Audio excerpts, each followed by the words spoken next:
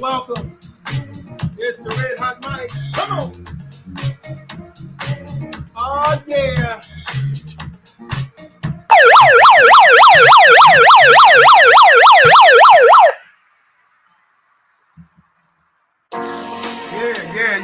Yeah. It's the Red Hot Mic. It's the Red Hot Mic. Come on. Oh, yeah. Woo!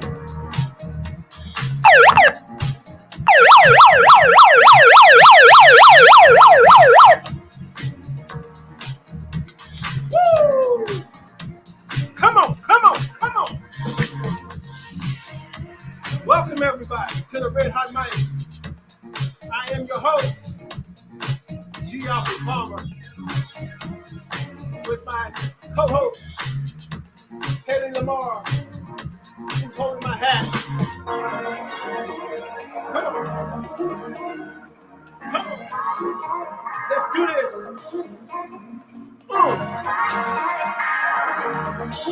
Let's do this. It's the Red Hot Mic.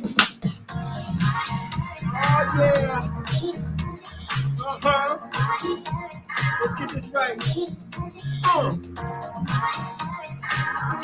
Yeah.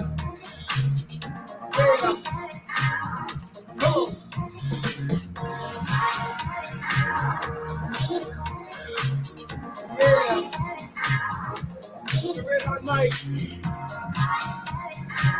Oh, yeah. Come on in this house.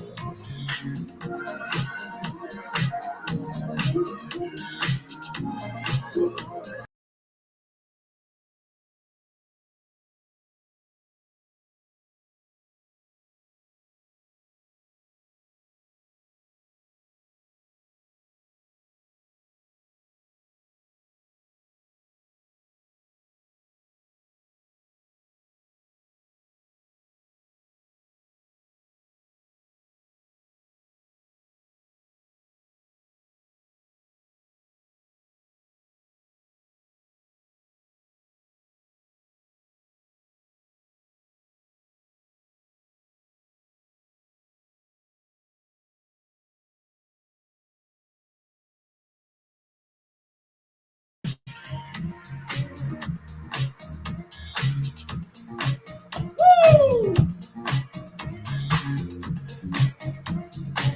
It's the Red Hot Mic. Yes, I am your host, G. Alfred Palmer. And it's time for us to ruminate, elevate, and to activate. I'm so excited.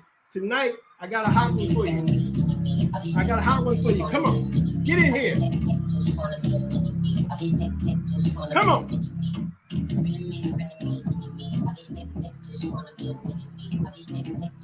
Come on.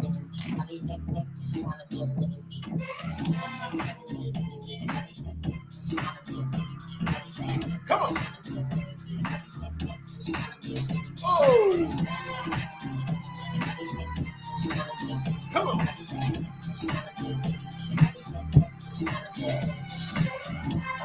I'm about to go cool. Leave my haters red like gold. Yeah, trying to get it green like it's Whole Foods. Insect my style and let me so blue. Yeah, we don't need no you. The hometown, we don't need go to. Trying to get it worldwide global. Looking like a show you. Killing this is go to. Spill out, the whole man killer. I'm so free, can't no man kill him. Came from the bottom, was a broke man girl. Still like to now with no family. In me, I get hectic. I survive through the wreckage. She go look for the exit. New sheriff in time, I get a little reckless. The memo, go check the message. And then check back for seconds. Ain't seen your fake little reckless lifestyle to work. I should probably expect this. Oh, come on. Woo! I'm feeling it tonight.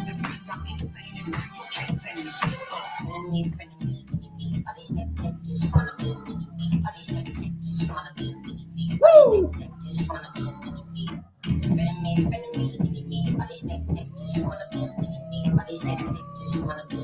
Come on.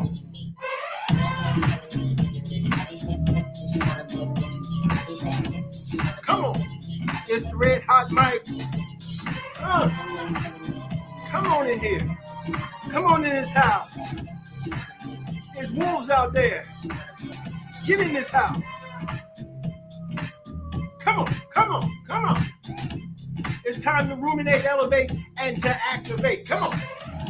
Hit that subscribe, that like, that share, and hit that notification bell so you know when the Red Hot Mic is throwing down something new. Hit that like, that share, that subscribe. I need those subscriptions. Come on, give me those subscriptions. Come on, I need your help. Come on. Oh yeah. Come on. This is the last one. We're gonna get ready. Oh, I got something for you tonight. It's called the MEDUSA mentality. Oh, we're gonna reveal some things to you tonight. You ain't never heard this before. You ain't never heard me say this. All right, come on. Come on, come on. Oh yeah. Come on. Woo. Come on. Come on.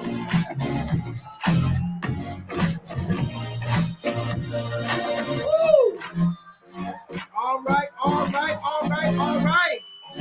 Come on, come on, come on, come on, come on, come on. Yeah, yeah.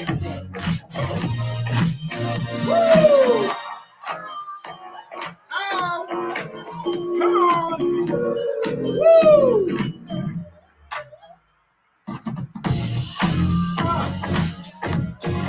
Come on in here. We get ready to do something unusual. We get ready to do something different.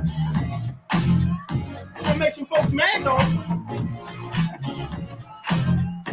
But you know, if you get mad, I don't know you, so I can't be talking to you. But if your conscience convicts you, then this message is for you. Come on in this house. Woo! There's wolves out there, ladies. There's wolves out there. Come on in this house. Woo! It's the Red Hot Mic. It's the Red Hot Mic. Oh, yeah. Come on. Woo!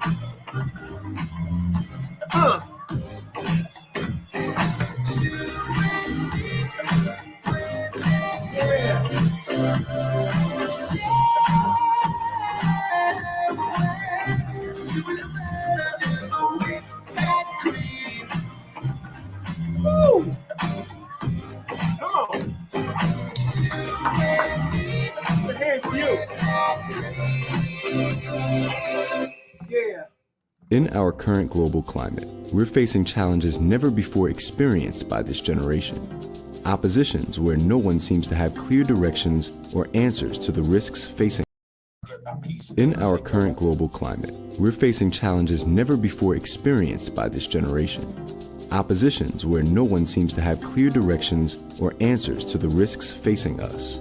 Confrontations like racial and gender unrest, political gerrymandering, toxic leadership, economic crisis, global pandemic, health threats, pre-existing medical conditions, isolation, boredom, and loneliness are driving people to desperation. As a result, people are confused, afraid, anxious, and perplexed, and they need answers to some tough questions and even tougher situations. They are looking into different outlets for answers to gain assurance and consolation. Some have drawn closer to the embrace of family, while others look more towards their friendships, education, and even religion. What we need is a fresh voice of truth and clarity, and not a stale religious echo from the past. There's a re-emerging voice on the horizon that isn't afraid to stand alone and give spiritual and mentally sound direction to a world searching for answers. G. Alfred Palmer offers a voice of sound human development and empowerment to those willing to hear. There's a need for new ideas to old principles. a perspective from a timeless origin, but with current vision. A thought leader who understands what it means to stand alone and speak truth when some are hard of hearing. But if you've been waiting to hear a voice that opens the gates of freedom and breaks the shackles of confusion to allow you to step forward into the dawning of a new and exciting future, then it's time to bridge the gap with Dr. G. Alfred Palmer. He is a dynamic speaker, thought leader, and entrepreneur, equipped to elevate, expand, and extend the development, empowerment, and leadership of his audiences. He stands ready to speak at your next event. His delivery is guaranteed to refresh, entertain, and transform. G. Alfred Palmer bridges the gap from uncertainty to the purpose, to passion, and leadership. Book him today for your next event, and you won't be disappointed.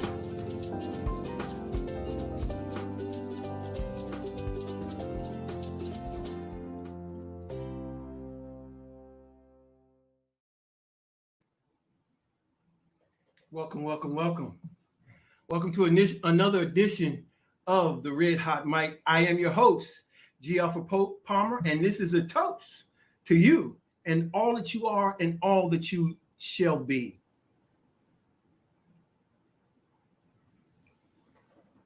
Pomegranate juice, a great antioxidant, good for the blood, good for the system. Look, I am really excited about tonight.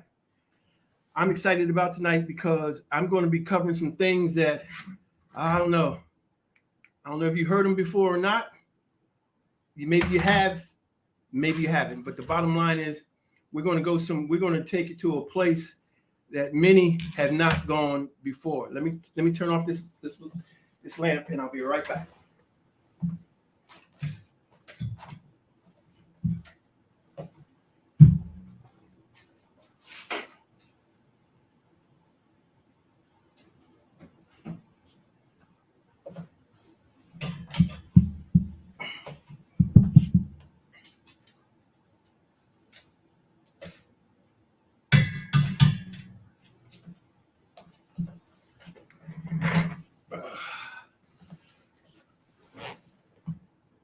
Okay, I'm back.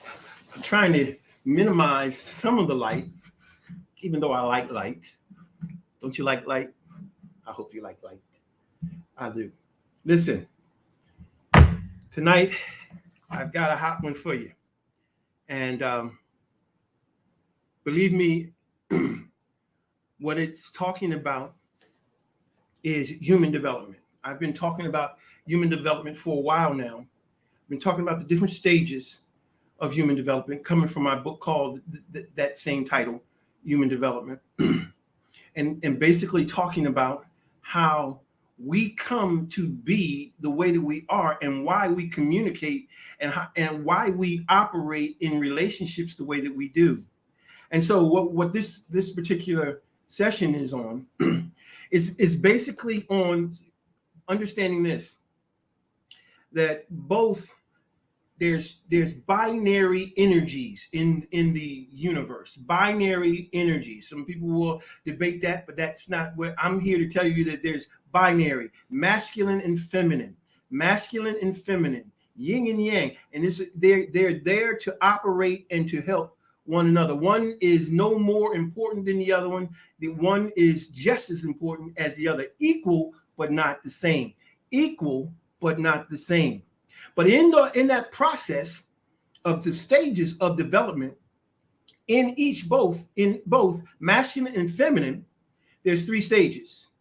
And we're going to be talking about feminine tonight, and we're going to be talking about feminist tonight. And feminist, you got to understand, as girls are born, they're born as girls. They matriculate to femalehood, and then eventually, hopefully, to womanhood. Now, within those stages, within those particular stages, those 3 stages that I just mentioned, there are subdivisions within them. There's 8 of them that we've been talking about, right? And if you've been following me, you know what those 8 are. If you don't, you might want to go back to some of my earlier broadcasts to find out what those 8 elements are. But tonight I want to talk about something that I don't think many of you have heard before. Now, understand this. I delve in a lot of different areas, and one of the areas that I occasionally look at is Greek mythology, and so we're going to talk a little bit about that, and we're going to weave that into what we're talking about tonight, because Greek mythology has always had some influence in the Western culture, and it still does today. It still has a great influence upon the way we think, operate, and act. And that's why I'm bringing what I'm going to bring tonight, because I understand the influence of Greek mythology within the Western culture. It provides a rationale for a culture's religion and practices, and reflect on how people relate to each other in everyday life, and provides rationale for a culture's religion, practices, and how they reflect on how people relate to each other in everyday life. These particular tales speak too much to what we are experiencing in the Western culture today, so as well as around the world. So what we're going to be talking about is not just happening here in our Western culture, but it's around the world. Now, the Medusa mentality is an old way of thinking that's as old as humanity as itself. This way of thinking is not new. It's something that has always been here. It was a foundation of the feminist movement, and is used to combat the patriarchies of today. Today, we can equate the Medusa mentality to the feminist ideology, and it take a look at how it renders masculinity and paternalism, and wants to render it as a stone in which they can build the temple of feminist dominance. And so what you're going to learn is this: the Medusa mentality looks to render masculinity and patriarchy to stone that is hard and doesn't move and is not worth anything, but for them to build a temple of feminist dominance. Now, notice what I said. It's feminist, not feminism or femininity. Femininity. See, femininity and feminine are different than feminist. And it's important to understand that. I'm not talking about femininity, or I'm not talking about feminine. I'm talking about feminist. And feminists are the root of what I'm talking about tonight. The Medusa mentality is the foundation for the feminist ideology. Now, some people are not going to like it, but that's fine. But if we're going to start, what I want to do is to start with some definitions of terms.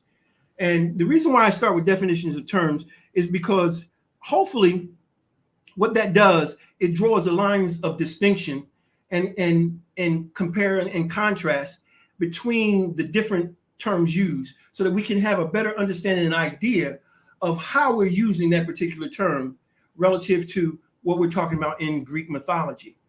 Now, what you've got to understand is Greek mythology is an ideology of using and understanding how the Greeks use gods and the interactions of the gods with humanity, and how humanity operated and functioned within the earth realm. There's some spirituality within Greek mythology. There is some philosophy within Greek mythology. There is some psychology within Greek mythology. There is some theology within Greek mythology. There's a lot of different studies, ideas within Greek mythology. Now, this particular story that we're going to be talking about, I'm going to bring some clarity as we go along, but I want you to follow me as I go, because what I'm going to do is I'm going to lay a foundation, and I'm going to take you to a place that, I don't know, maybe you have been there and maybe you haven't, but the bottom line is it's going to be different, okay? Definition terms, important. Now, the first term is Medusa.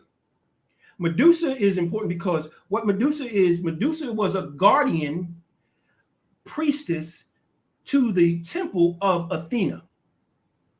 She was, in other words, she cared for and had a very, very close relationship with sustaining and building the temple of Athena. She was, now, one of the characteristics to be a priestess in the temple of Athena was that you had to be a virgin. So she held her position as a priestess very, very highly. So she really garnered and really embraced being a virgin.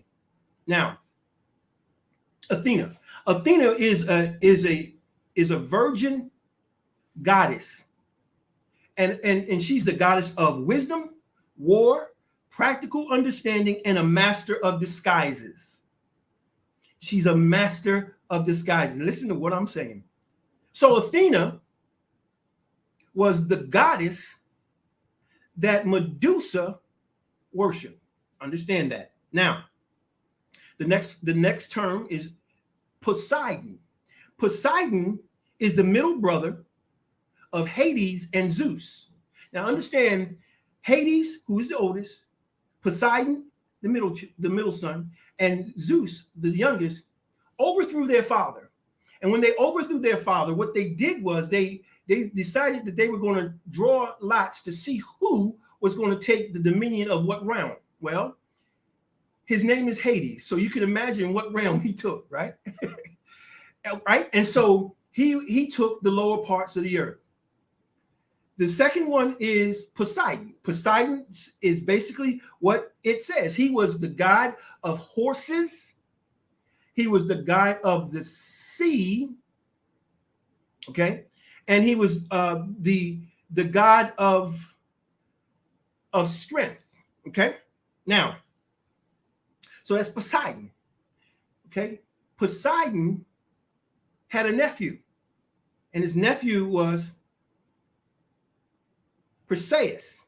Now, Perseus is the one who would slay Medusa, and he would slay other monsters.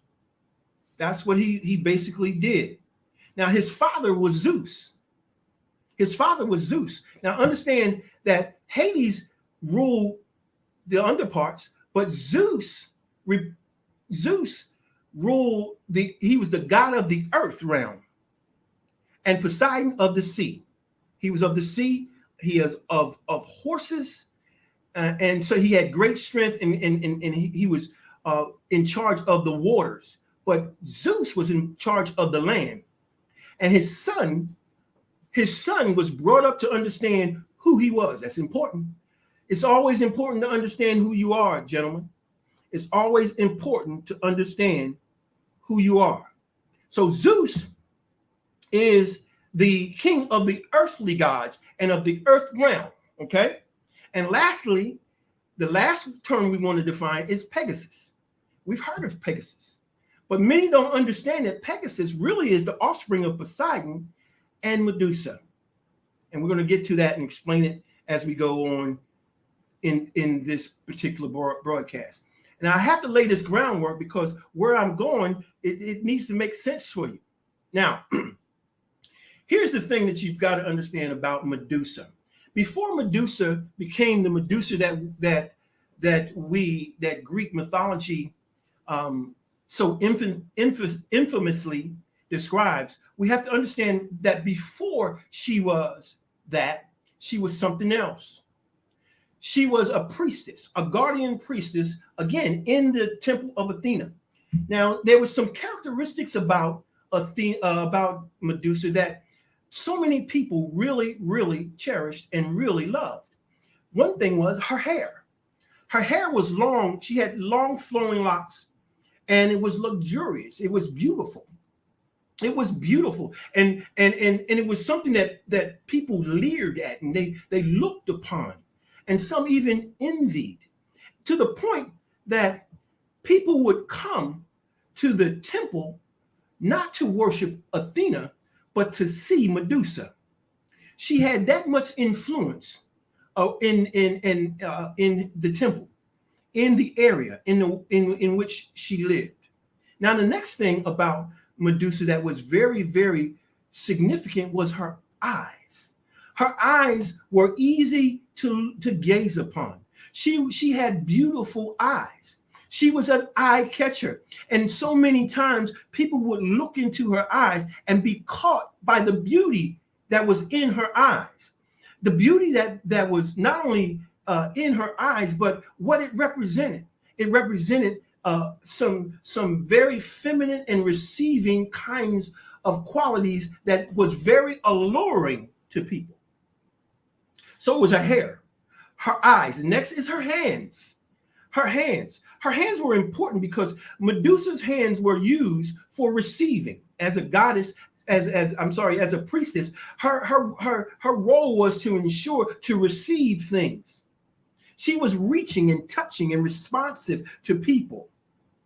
And that reaching and that touching and that responsiveness to people helped to allure her. And it was because of that people came to touch her. People came to feel her hands, or to feel the hand, or to look upon her, or to gaze upon her hair. She was beautiful.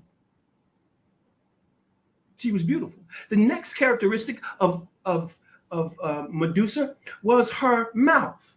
She had a very attractive mouth, but it's not the attractiveness in which we would think. It wasn't a sexual attraction. It wasn't sexual. It was natural. Her mouth, not only her mouth, but her words were nurturing, kind, nice. She was nice, natural, and nurturing. She was the kind of feminine quality that you are easily able to identify when you hear it, because it's feminine. The last quality that Medusa bore, it was her feet. Her feet. Her feet were feminine, faithful, and fit. Fit for how she operated and functioned. Faithful to the call and to what she was doing in the temple. She was faithful to it. Everything that she did, and she was feminine. There was nothing masculine about Medusa. Now, here's where things begin to get really, really hairy. Because being that she was a princess, a guardian priestess in the Temple of Athena, she apparently drew affection and attention away from Athena. Athena became jealous of that.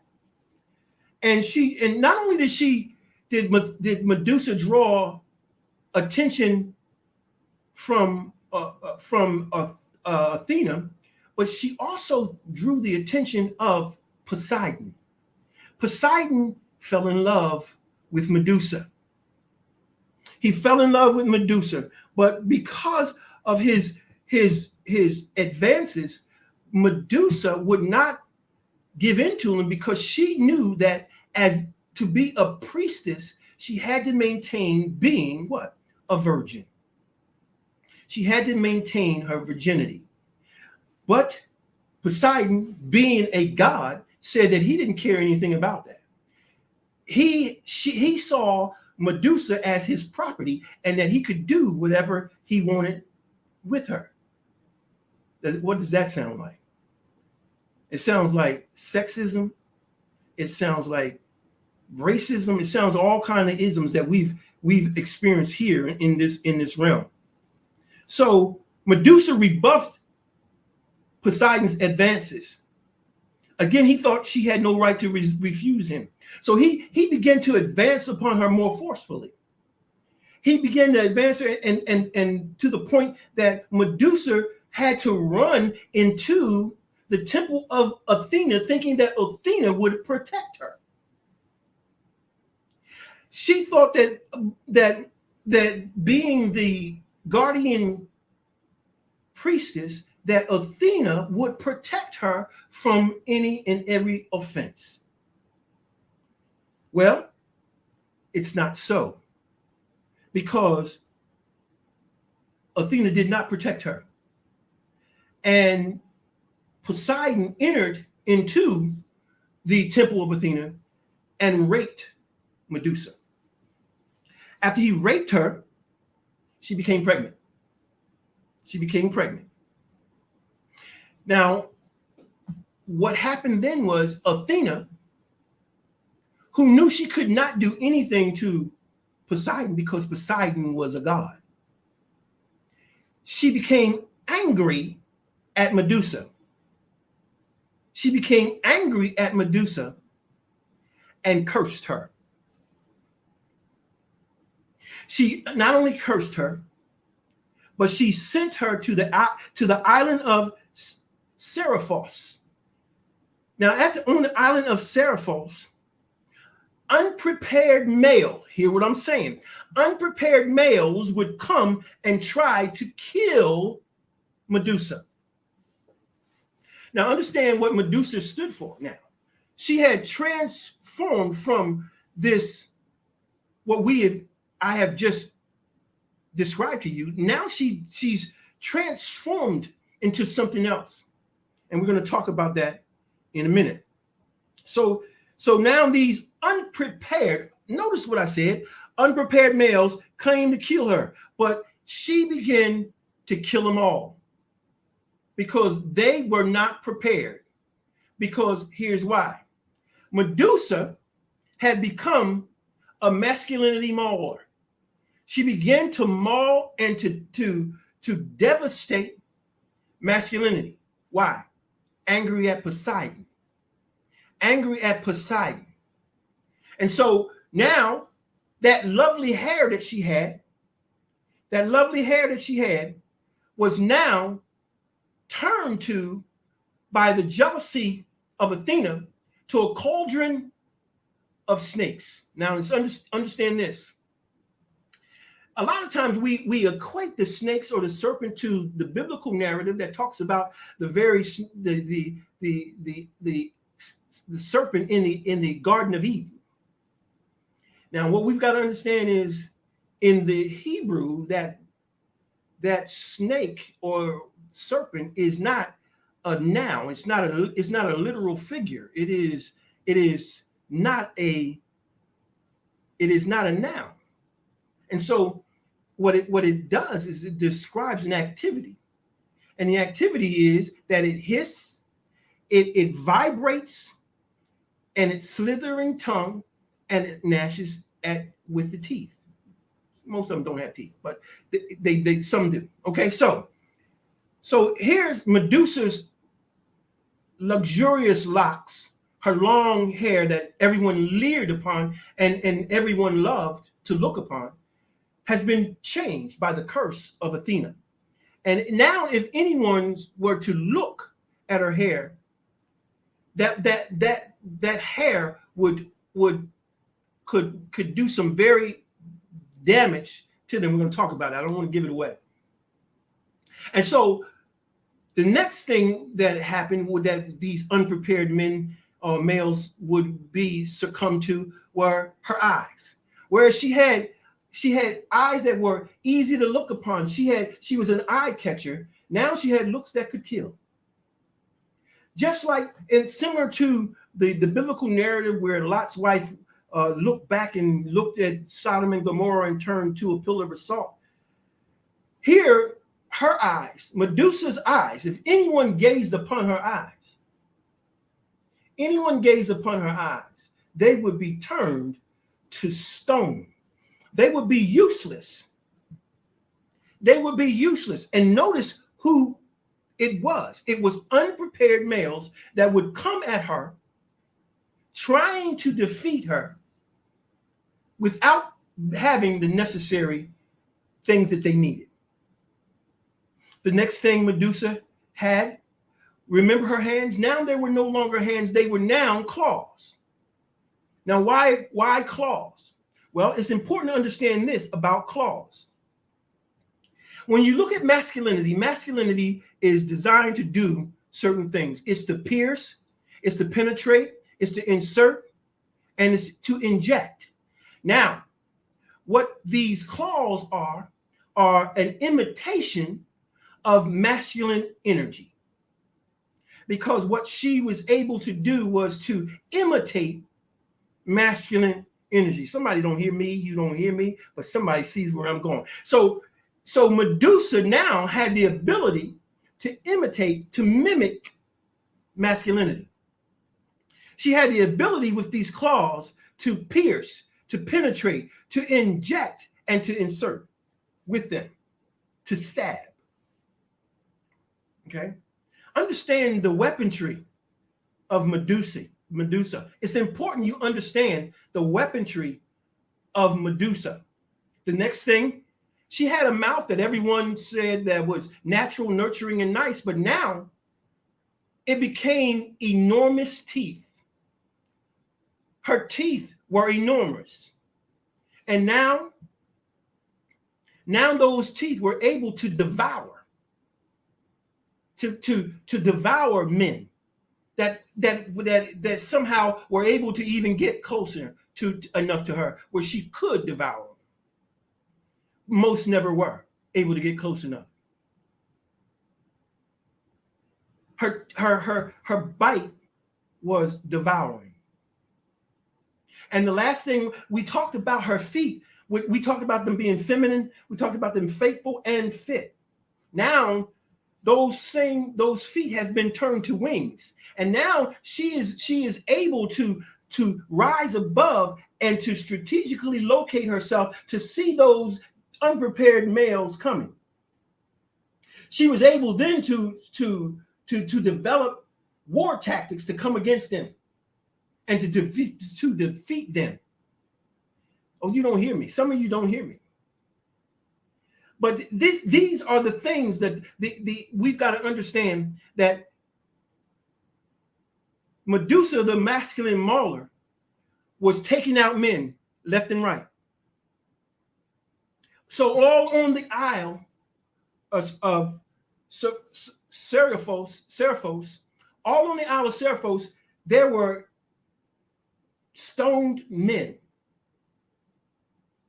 that were defeated, trophies, if you were, of Medusa's dominance.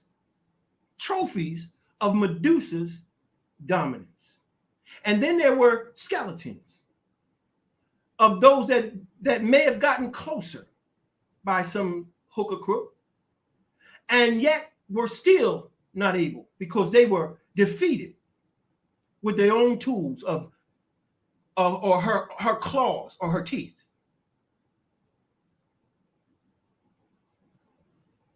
So here we look at Medusa. Medusa, she became the guardian and protector of feminist ideas and ideology.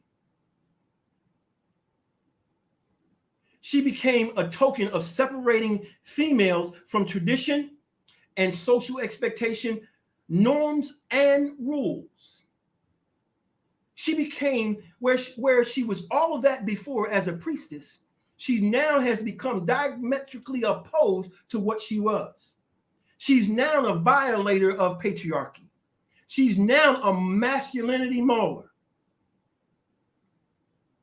And so we see here all that she was and all that she has become. Whereas her eyes were alluring, now they're captivating and arresting. She has wings that's strategic and logistical. She has claws that imitate masculinity. She has teeth that are devouring. And she has wings that are able to allow her to be more strategically capable. Now, why am I saying this? Because the modern day female is a masculinity mauler. She is a masculinity mauler. Modern day females, not women, females are invariably connected and are feminist, as Medusa was. Now, some things we need to understand about our modern day masculine maulers. where their hair was, they no longer have hair. And to the place that they have done so much damage to their hair that they have to wear wigs, lace fronts. They're dealing with alopecia. They're dealing with shortness of hair. Their hair is no longer long. They imitate long hair. They try to mimic long hair with lace fronts and wigs. But the truth of the matter is that they have short hair. The hair is not long, luxurious, or to be leered upon. But they wear these lace fronts and wigs, thinking that is what's going to leer. But the bottom line is, sooner or later, the wigs got to come off. The lace fronts got to come off, and we will see who you really are. You're a masculinity mauler. When we talk about eyes that can kill, so many of these masculinity maulers today wear colored contact lenses, and they mask their eyes. You can't, the eyes, they say the eyes are the window of the soul, but you can't even see their eyes because they have colored lenses to try to draw your attention and mesmerize and hypnotize you by the color of their eyes. Oh, you don't hear me. Gentlemen, you don't hear me. I'm talking about masculinity maulers. I'm not talking about women. Women are something else altogether. These are not women. These are monsters. That's right, I said it. Now, Medusa had claws. Now, these masculinity maulers, these modern day feminists, female, have raptor claws. You see them. You see these claws that they use to mimic your masculinity. And they threaten you. These are their weapons. They're going to stab you. They're going to penetrate you. They're going to inject in you and insert in you.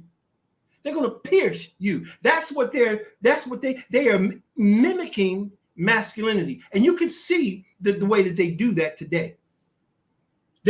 These modern females do not act like women. They act more like men because they have gleaned masculine traits. The nails are example. The claws are an example of traits that they've learned. Now, how do you gain traits? You learn traits. You observe traits. And so they learn, and so they mimic them. They mimic those traits.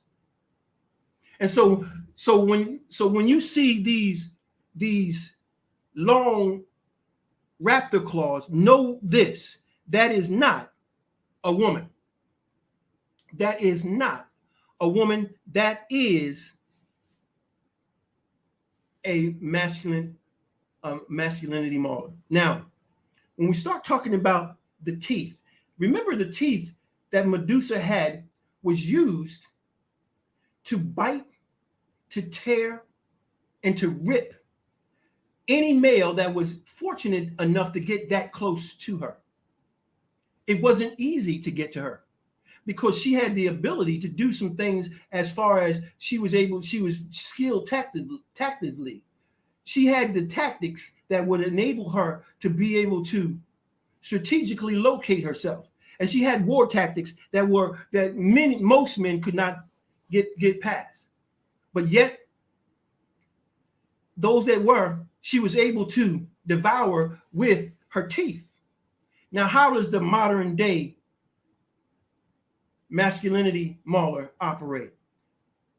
Her enormous teeth is her venomous mouth, her devouring mouth, her speech, her language, her crassness, her insults, her name calling, her continually moving conversationally and it never ends. She just continues to move the goal in any conversation until she wins the argument. This is what she does today. She has devouring speech. That's what this masculinity mauler demonstrates in today's standards, in today's culture. That's what she demonstrates. Now, what we've got to also understand is that the wings that we talked about, that Medusa had, that I just finished mentioning, that allowed her to place herself strategically. Some of the things that these modern day feminists do is they use their education. Right? That's their ways of lifting strategically above their location that they can't be reached. It's their education. They get advanced degrees. They've got doctorates. They've got master's degrees. They got multiple master's degrees, and they have bachelor's degrees, plural. Not only that, but they have high-paying jobs. But notice what I said. They have high-paying jobs. They work for other people. Most don't have. These females do not have the idea of true business. They have what's called entrepreneurship. Business and entrepreneurship are not the same. Business is a divine principle. Entrepreneurship is a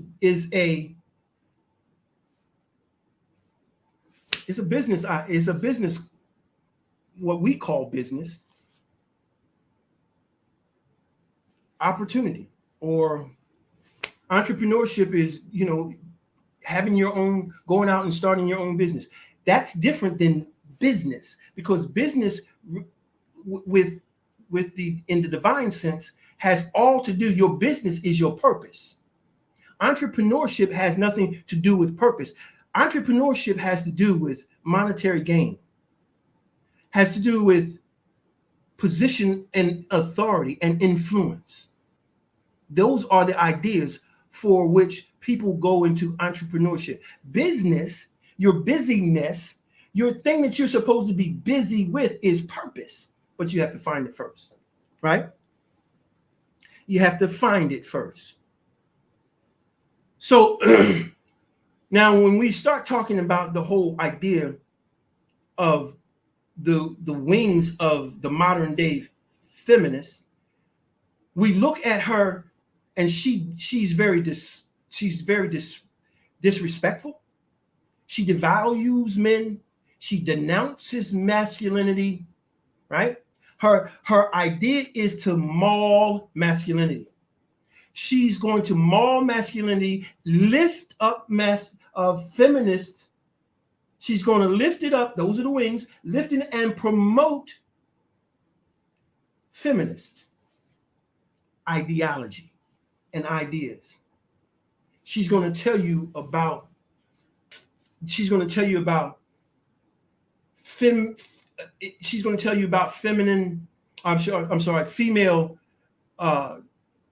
figures, historical figures. She's going to raise them up and diminish any type of male or masculine image. She's going to lift it up, not together, but she's going to exalt the feminist idea. She's going to exalt the feminist idea. She's going to promote feminist. Now, remember we talked about some of the characters of, when I start doing the definitions of terms, I talked about Perseus, the son of Zeus, who is the king of the earthly gods. Okay, this is his son. And now here's what's important to understand when we're talking about how we're going to defeat the Medusa mentality.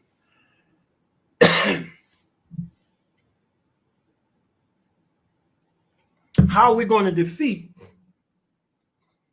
the masculinity mauler. Gentlemen, hear what I'm getting ready to say, because I'm getting ready to give you some tools. I'm getting ready to give you some tools that you can use, that you need to. This is the only way that you're going to win out and beat the masculinity mauler, Medusa. This is the only way that you're going to beat her. Now, when we talk about Perseus, we've got to understand he came and was sent to defeat Medusa. That's why he came. So what am I saying when I say why? I'm saying that Perseus's purpose was to do away with Medusa. It was his purpose. That's the first thing that you've got to do, gentlemen. You've got to find purpose. And I want to tell you something. Purpose is not your passion. I want to talk about it, not this time, because I have someplace I got to go. But purpose is not your passion. But what we've got to understand, there's some key characteristics about Perseus that we've got to glean, gentlemen. First of all, he was the son of Zeus, who was the king of earthly gods. Not only that, but he was the nephew of Hades, of the underworld, and of Poseidon, who was the king or the god of all of strength, of horses, of the sea. Excuse me. So here's what Perseus knew. He knew who he was. He knew where he came from. He knew what he was supposed to do, and he knew why he was supposed to do it. Now, woo! I need to just a second. Thank you. Not for me, but for the message. It's not me. That's where the hand goes. It's not even about a person. It's about a mindset and a mentality. It's about defeating. It's about defeating a paradigm, a cognition, a way of thinking, a station of cognition. So here we are. We're talking about Perseus. Perseus understood who he was. Not only that, but understand this about Perseus. Perseus was a demigod. Now, what is a demigod? A demigod is half man, half God. He was half man, half God. That sounds like you to me. He was equally amount of God as he is man. You got to understand, he knew who he was. Do you? Do you really know who you are?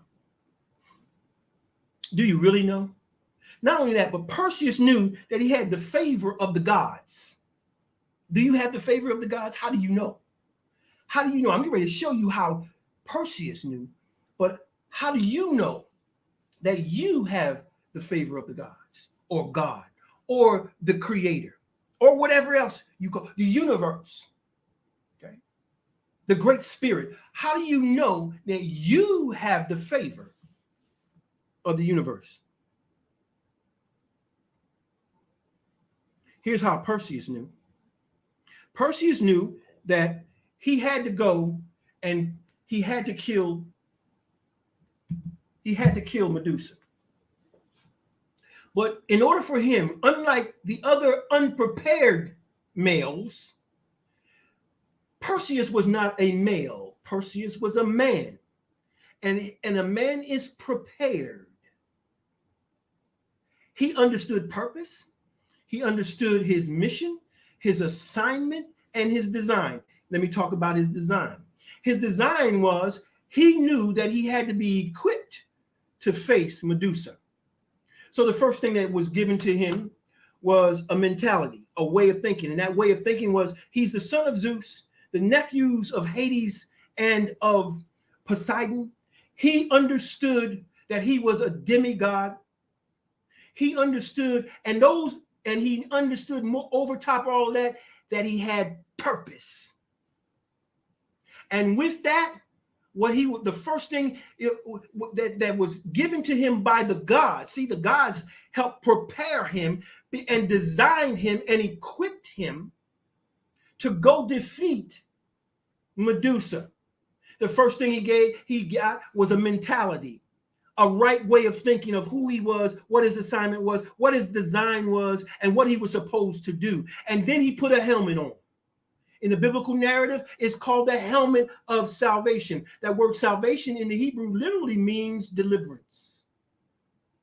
Oh, you don't hear me now. So here we're talking about his helmet was protected. His deliverance was was protected by the way he thought about himself. How do you think about yourself? And I'm not talking about any braggadocious or misogynistic way. No, but the way that the universe, the creator, has prepared you, designed you, assigned you, and gave you a mission. See, Perseus's mission, his mission was to kill. His assignment was to kill Medusa. What is your mission? What is your assignment? What is your purpose? What is your design? So I'm telling you, I'm sharing with you, gentlemen, some of the things that was a part of Perseus's design. He had to protect his mentality, his way of thinking, right? You're not going to defeat Medusa without a proper mentality and a helmet of deliverance. The next thing he had was a shield.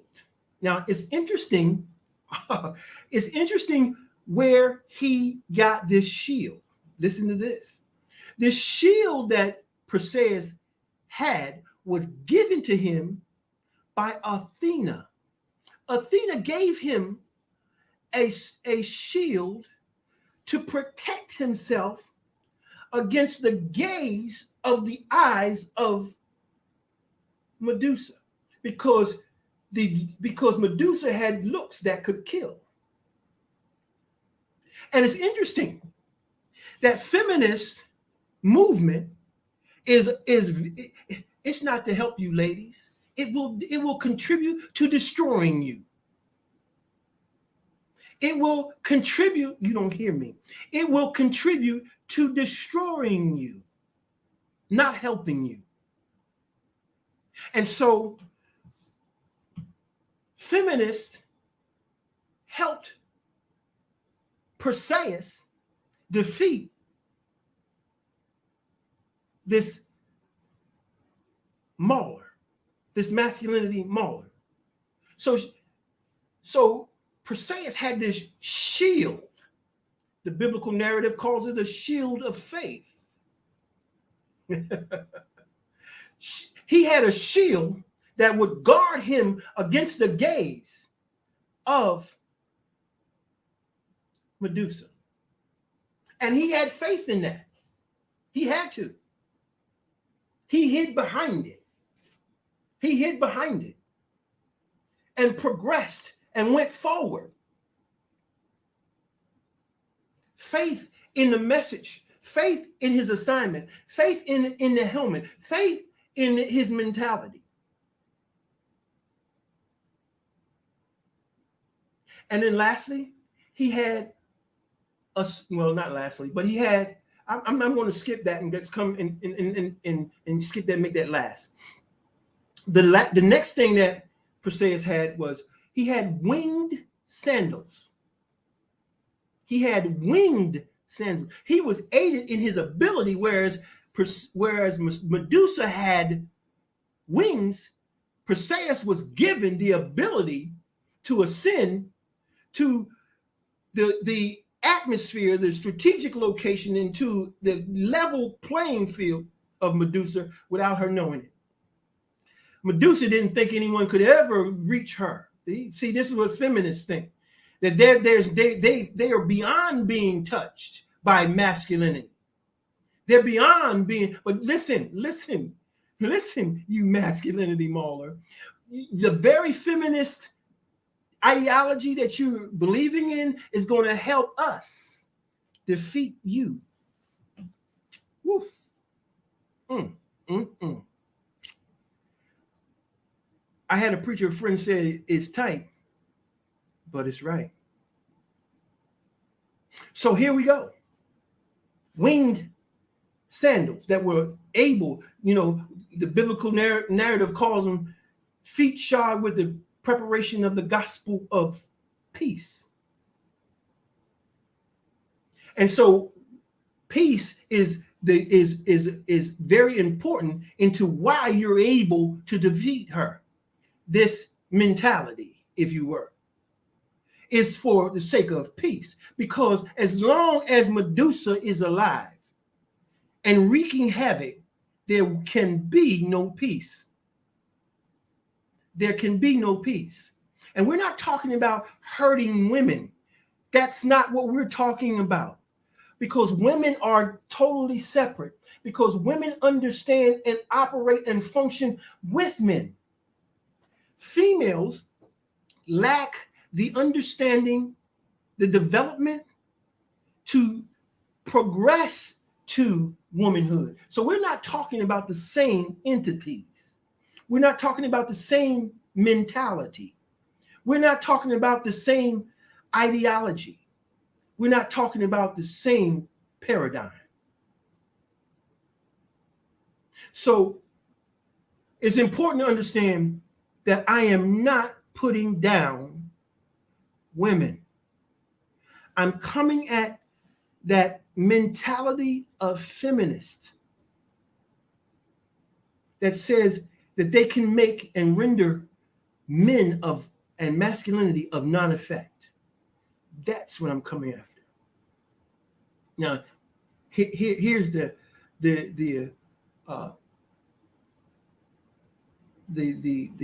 cherry on the top, if you would. The coup de grace is the sword. Okay? Perseus was given a sword.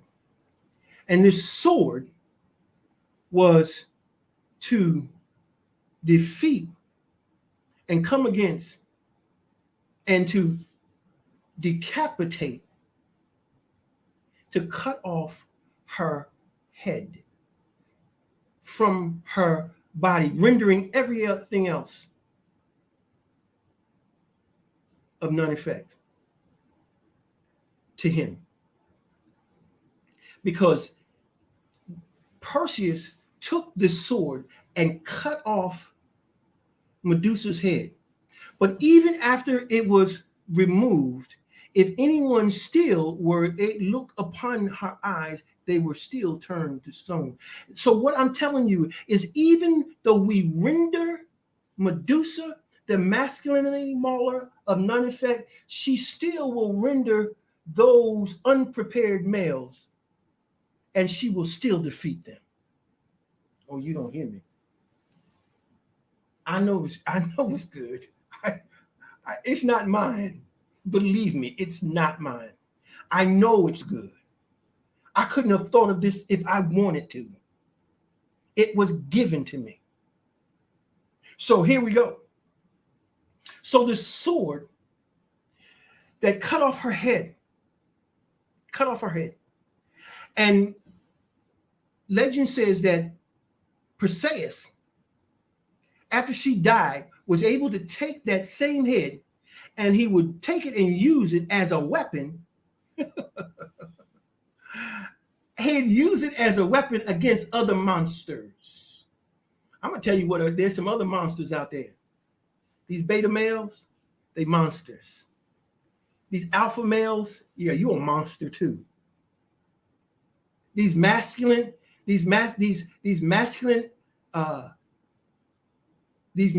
females, you're a monster. These feminine males, you're a monster. And this, it will kill you. It will kill you. Not the individual, But you've got to understand the mentality that we as men have to take that will kill those that would come against us. Cut their head off. Now, here's something else. This was given to me. Hey, when Perseus cut off the head of Medusa, remember, Medusa was pregnant. Medusa was pregnant. Now, understand, who was the father? Poseidon was the father. And who's the mother? Medusa, right? They gave, and the Greek mythology says that out of the neck, isn't it important? Isn't it amazing what we do at the neck? It turns, doesn't it? It moves. So out of the neck came the offspring of both Poseidon and Medusa. Poseidon and Medusa. And it's Pegasus. Pegasus. Remember the winged horse? If you ever see a picture of the drawing of Poseidon, Poseidon's lower half is a horse. And remember, we talked about the fact that Medusa was able to have wings. She couldn't have a head. Why? Perseus had it. Perseus has her head. So the winged horse is indicative of both Poseidon, a rapist, and Medusa, a masculine mauler. And we have a tendency to, cheer for Pegasus. Didn't Pegasus also have a horn? Again, a representation or imitation of masculinity, to pierce, to penetrate, to insert, to inject, and to stab.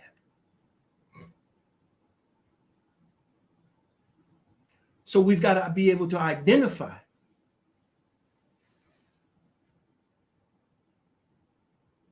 Pegasus and defeat him too. Know who your enemies are, gentlemen. Know who your enemies are. Your enemy is still. It's not Medusa. Medusa's not the only one. It's Pegasus. And what is Pegasus? Pegasus is that beta male, that alpha male. They are represented within Pegasus. Pegasus is a male horse. Get it? So we've got to understand who the enemy is, and we've got to take the weapons of masculine warfare and begin to wage warfare in this day and in this hour. And what we are seeing is we're seeing masculinity being attacked culturally, aren't we? It's time for men to stand up. Males are not going to. They're not going to stand up. But where is Perseus? Where's the Perseus in you? Where's the Perseus in you? When are you going to stand up? You're so whooped by the cookie that you can't even stand up and fend for your own rights as a man. And she knows she got you by the cookie. There will always be cookie. Brother, please. There will always be. But if you don't stand up, listen, Medusa will kill you. She's not satisfied until you die. If you look at these modern day feminists, they aren't satisfied until you kill your career, Will Smith, kill yourself, or die. Why? Because then they can take their place of dominance. Well, that's it. I'm done. And I hope you got something out of that. I think it was extraordinary. You may or may not. But I would ask that you subscribe, like, share, and hit that notification bell. Please, I need this message to go around the world, and only you can help me do it. Only you can help me do it. And so, if you would do that, I would be supremely grateful. But, as usual, it's time to say goodnight, goodbye, good afternoon.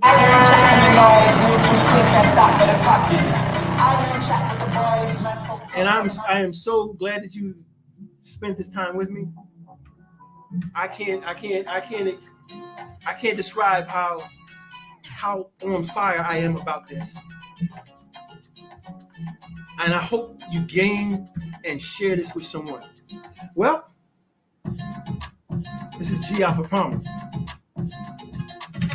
toasting to you, toasting to your health, your mindedness, and to all of this good inside of you, to your purpose. Until the next time, peace.